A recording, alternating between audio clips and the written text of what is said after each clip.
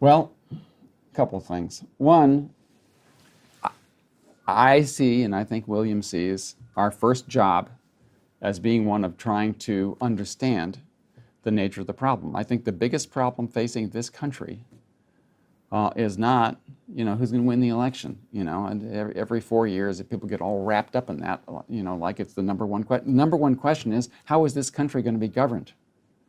And the fact is, and has always been, this country is governed very ineffectively, right? And so presidents come into office and they can't do things, right? They can't actually take effective action, right? That is the problem. So what are we going to do about that?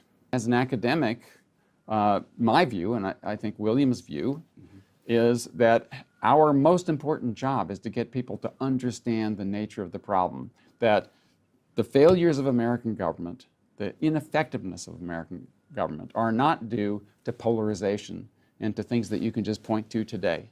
They go much deeper than that. They go back to the Constitution. We're living with a Constitution that wasn't designed for us. Some will say, okay, so are you arguing for throwing out the Constitution? Should the Constitution be thrown out? What do we do? Is it a living document?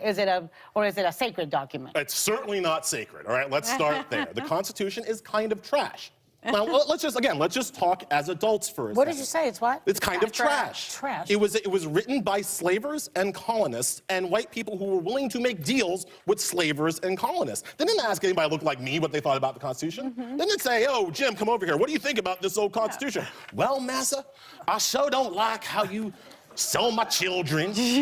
But I gotta say, man, this King George, he needs to be stopped. Yeah. My grandpappy used to say, ain't no taxation without representation for massa. Like, that's not what happened, Okay. right? This document was written without the consent of black and brown people in this country and without the consent of women in this country. And I say if that is the starting point, the very least we can do is ignore what those slavers and colonists and misogynists thought and interpret the Constitution in a way that makes sense for our modern world.